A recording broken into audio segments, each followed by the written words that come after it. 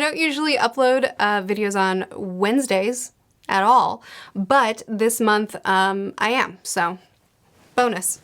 I'm doing my wrap up today. This is all the books that I've read in the month of August. I read a lot of short books this month and they've been good, so let's talk about them. As always, I do have a review channel where I do weekly reading vlogs plus spoiler-filled videos for some of my favorite things that I read throughout the month.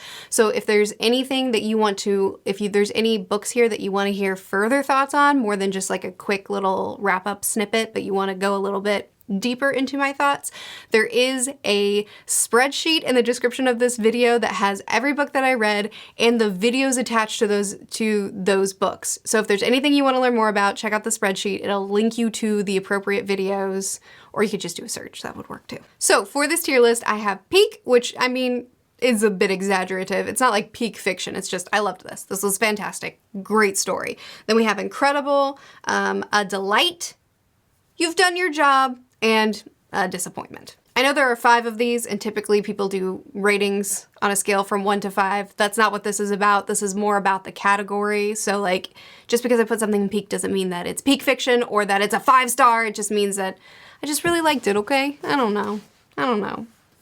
I don't know about myself, honestly. Okay, so the first book that I completed this month was Darkwater Daughter. So this is a pirate-y story. It follows a girl who is a storm singer, so she can control the weather storms with her voice. She can call down rain, or she can... It's amazing. But it also has, in between each chapter, it has these little lore drops with information on different creatures or on her past. And it's so, I loved the way that was done. There's also another perspective that I just didn't really care that much about. We got a lot of world building through him, but I can't say that his perspective was as interesting as hers. I thought this book was a delight. I didn't think that it was the best thing that, you know what, I need to change this. I just need to use a 5-star rating, don't I? Because this was a 4-star book. I guess I rate things now, apparently. That's who I am. It's not that big of a deal, right? Yeah, sure, why not? So this was a 4-star book. I quite enjoyed it. It wasn't necessarily revolutionary or a new favorite, but I really enjoyed reading it. I was never bored. I had a lot of fun, and I really, really loved the world and will be reading the sequel. Next we have The Fisherman, which unfortunately I did not feel as strongly about. This is probably a 2 for me. This follows a man who has just lost his wife, and he connects with a coworker who also has recently lost his wife, and they're both really passionate about fishing, and they connect through this love of fishing. And in the beginning, it's a really great examination on grief, on friendship, and on leaning on other people. And the beginning was very slice of life, but also it was very good. But this is a horror novel, so it amped up quite a bit. And there were really good horror scenes in this book, but it was kind of told in 3 parts. The structuring was really weird, where it was like this close examination of grief and friendship, and then a story within a story where this random guy just starts telling us a story about this cursed Dutchman's Creek. And that goes on for entirely too long. And then it's cosmic horror kind of stuff, like Lovecraft things. So I liked this book in its 3 parts, but did the 3 parts work together? Technically, yeah, they did build off of each other and it all worked together, but it was just weird and overall didn't completely work for me. However, a lot of people love this book, so really just don't take my word for it. This is one of those things where it's probably a me, not you sort of situation, so don't let me dissuade you from reading it. Just for me, it didn't all kind of work together the way I wanted to. Some of the parts were weird, okay? Some things that happened in this book were weird. Next up we have Mort. Pratchett, I love Pratchett's books. I know we're still in the early stages of Pratchett. Maybe I'm being dramatic. I know we're still in the early stages of Pratchett, and he continues to get better and better the more you read of him, but I haven't read enough of him to be able to look down on his early books, and I think his early books are still fantastic, and I had a wonderful time reading Mort. This one got a dedicated spoiler review. I love Discworld. Then I read Dresden. I read the first 3 Dresden Files books. I never intended to read this series, but a couple of my friends were convinced that I would love it, and so I finally committed to reading the first 3 books, and then I was gonna quit after that. Anyway, so Stormfront was a solid book. you know, it was enjoyable. I really love the way Butcher crafts his world. I think that his world building techniques are really strong. He's great at introducing something and then letting it breathe. He doesn't have to over-explain. He doesn't have to remind you constantly. He doesn't have to hold your hand or halt the story to tell you all this information and back. Like, it's so smooth. It keeps the plot moving. Like, I really, really enjoyed it. But I had my hesitations. I had my things that didn't work perfectly for me, but I was excited to continue on to book 2. And then book 2 was not nearly as good. Still solid, still enjoyed myself, but more complaints to be had for book 2 and less gripping in the things that I loved about it. But then book 3 happened to me.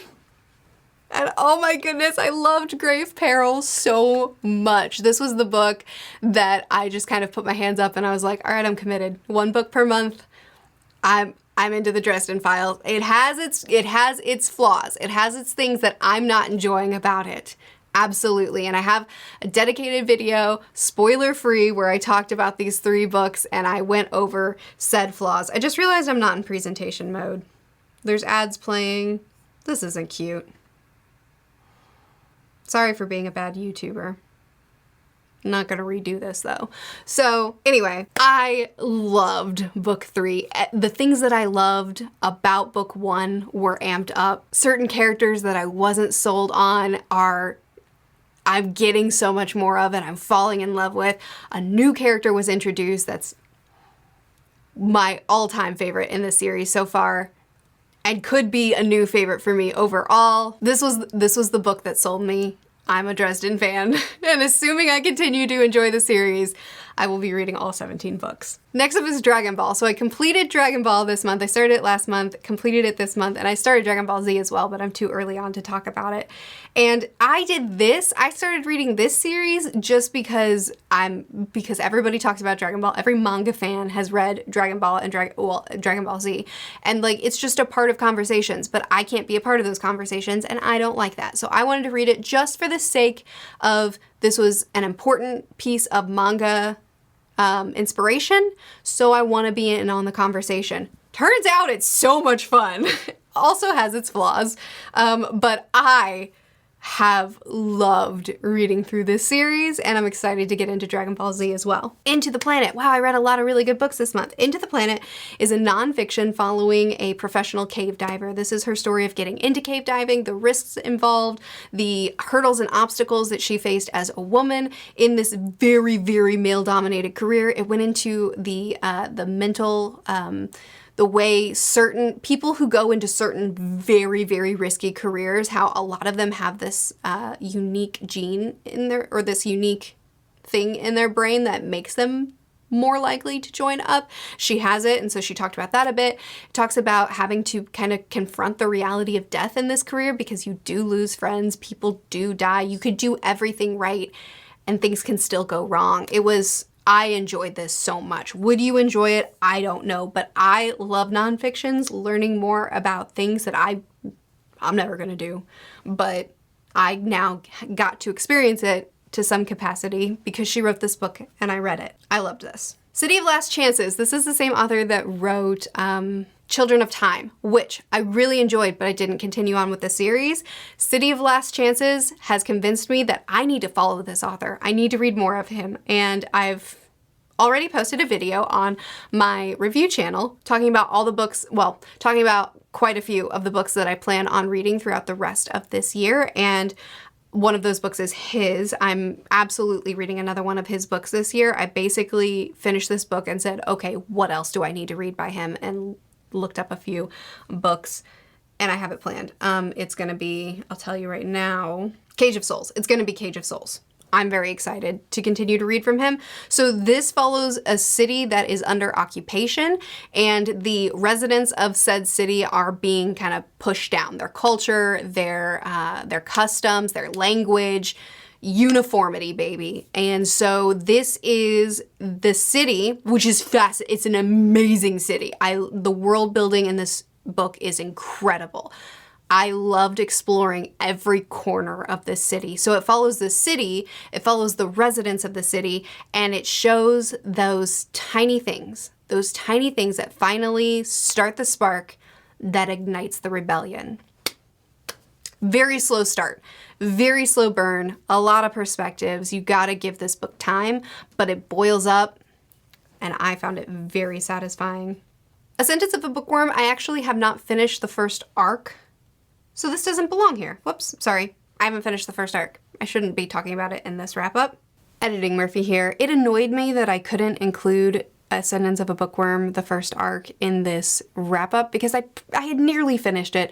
So I just went ahead and read the last 2 volumes so that it could be in this, and I loved this. It was a pretty slow start. I was very much not hooked in the first 2 volumes, but volume 3 took off and took me over. It's such a simple story, at least here in the first arc, but it's so charming. It's of this girl named Mine who dies and is reincarnated in a new world and in a new body, and this new body is very sick and it's battling this fever or this heat that's trying to kill her again. She also has this deep love for books, and she tries to introduce books to this world, as well as figuring out other ways to survive in this very different world, in a landscape that's much harder to survive in. She has to learn a lot of new skills. It's very slice of life, but it's so endearing and charming, and I really, really love it. Anyway, I talk more about it in my reading vlog, which will be posted tomorrow on the review channel, so if you want more thoughts on that, just check that out. I read A Wizard of Earthsea, which is a classic fantasy. It's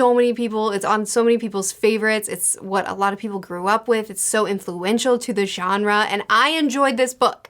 I enjoyed this book, let it be known. But I didn't love this book. There were certain things that just kept me at arm's length and made it hard for me to fully connect with it. I love Le Guin's writing though, and I will be reading more of her work. I just didn't love this book as much as so many people do. And then we have Stoner, which was a classic, and this follows a professor who, well, it starts with him before he's a professor, when he goes off to school and becomes a student and then becomes a professor, and it follows his life. Check out the reading vlog for that one if you want to hear more of my thoughts on it. It's a really hard book to discuss. At least it was hard for me, but it was also such a compelling story, and it was one that I'm so glad that I read. I enjoyed it so much. I'm going to be doing a discussion with Jimmy, Joanna, Philip, and Alan on Sunday. So we're gonna have a discussion. We're gonna have a discussion on it. We're gonna unpack it further. So there will be a spoiler discussion between the 5 of us coming very soon. Sweet, my battery life made it through. Anyway, those are all the books that I read in the month of August. I had a lot of books that I really enjoyed. Excited to talk to you about them. If you've read them, if you want to chat with them more, please do in the comments. If you want to check out my review channel, that's always linked in the description. If you want to check out my Patreon, we buddy read every single book that I read every single month over there. I always post everything that I'm planning on reading in the month, and then we just create a load of channels and we talk about them. So people can join what they want to join, not join what they don't want to join. Check it out if you feel like it, or just hang out with me on my channel where I also give reviews for everything that I read, spoiler-free or spoiler, vlog or spoiler. But that's mostly on the review channel, so check that out if you want to. Anyway, chat with me more in the comments. I'll see you again soon. Bye.